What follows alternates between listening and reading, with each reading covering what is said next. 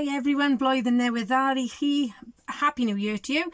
It seems like forever since I actually did a card demonstration, but I've been inspired today to play with one of the brand new stamp sets from the Spring Summer catalogue, Woodland Wonder, and it took me a bit of time to work out how I was going to do it. I sort of come up with a concept and then couldn't work out how to put it together. Looked on Pinterest and another lady had done a similar sort of thing and had used it with twine. So I'm just going to undo this. Ta-da! And you see the rest of the card then. So I thought I'd show you how I did it. So I'm going to put this one to one side. I'm absolutely pants tie and bow, so I don't know why I'm trying to do it on the screen. So for this card you will need, this is Whisper White and it is 9 inches by 3 inches, and I've actually scored it at 3 and 5 inches. This part is going to be the bottom part of the tree. This part then is going to have the leaves at the top.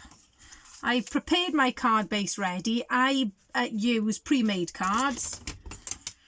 I can never remember the size of them, and it's about 6 by 8. You could also, I think the lady on Pinterest, and I cannot remember her name, I'll have to have a little look and see if it's on my screen. She did it as a slimline card, so you could do that, but as I say, I find it much easier just to use pre-made cards. And I've used some pattern papers. They're actually, let me just have a look, I can't remember the name. Oh, do you know, my mind has gone blank. Forever Greenery from the annual catalogue. So I've used some of those because I thought then it gives you like the wood feel. So once you've scored your card, don't fold it to begin with. And the first thing you're going to do is you're going to stamp the bottom part of the tree. And I'm using Memento for this because I am going to be colouring it in. Now I might have to just turn it around just so I can see it, because you need to line it up with your fold line completely. There we go. Now when I was doing my many practice ones, because I've always got to sort of have a couple of sort of plays around with it, let me explain this again. I had sort of printed my long part of my card, but it didn't sort of quite match up. So I'm going to show you what I worked out how to do this. I'm just going to blast it a bit in case I smudge it. So what I'm actually going to do now, I'm going to fold it gently, as I say, without going too mad with it. Then I'm going to fold it the other way. And what I found was the best way to keep it in place were little paper clips, because then you can perfectly line up the top of your tree. Because when it's closed, obviously it's supposed to be a surprise when they open it and they see the full tree, so you need this part to line up with this part completely. And I've actually printed a bit far over the one side, so I may have made a mistake there. There we are. So I'm just adding ink to the top. Then I'm going to, and as you can see, my one leaf goes off slightly, but I'm sure I can live with that. Okay, what you need to do then, you need to print the stamp the middle section with all the little critters on. So then just carefully remove your paper clips. They say try not to touch it too much, although it does dry quite quickly. It is quite easy to smudge, so I'm just going to give it another little blast. And as you can see there, I need to make the connecting part. So once again, using my Memento. There we go. And I'm going to now, the difficult part is because it's slightly folded, it might sort of come up to meet your card a bit. It's not perfect. Isn't it strange? The ones I do on screen, I often make little mistakes. On the ones I do when I'm completely on my own, tend to work out really well. So I'm just going to put all the stamps I've used to one side, and now I'm going to do some little clouds around the top of my tree, and I'm actually using balmy blue for this. So I want some of them just sort of coming off as if they're just sort of floating into view. There we go. Like this. And what I've done then, I want to do some inking, so I've done some little masks. So that's all I've done. I've stamped the images I need onto post-it notes, because you can buy masking paper, but in the UK is really expensive, so I just tend to use really cheap post-it notes. But sometimes you just got to grip onto them a little bit, and obviously this one's a bit long. I've just washi taped 2 post-it notes together. Okay, so what I'm going to do then, using some blending brushes, which are actually in the new catalogue, but as I think I've said before, I just buy really cheap makeup brushes from Amazon, and they work perfectly. So I'm just going to hold it down, and I'm just going to ink around the leaves. I just tend to tap it off to start with, because it just takes off some of the excess. So I'm just carefully then holding it down in place so I don't sort of lift it up and get the ink underneath my mask. Masks are quite topical at the moment, aren't they? There we go. Now on the tree, there's quite a lot of gaps between the leaves.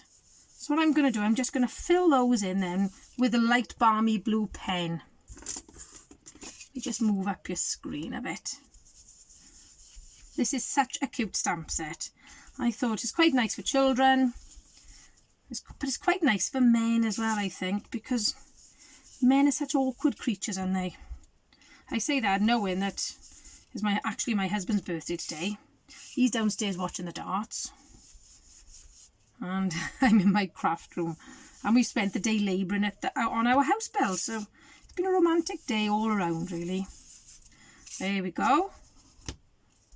So there's all the balmy blue. Then I'm going to leave my masks on there, because I'm going to do some granny apple green. The good thing about these brushes then, you can just swill them off in the sink and they're good to go again. There we are. I'm just sort of blending that into the blue a little bit. And I'm going to put those now to one side, because I don't need any more of those inks. The only other thing I'm going to stamp is my happy birthday sentiment. There we go. It's quite nice actually to make something other than Christmas cards. And as it is, my mum's birthday is 2 days before Christmas.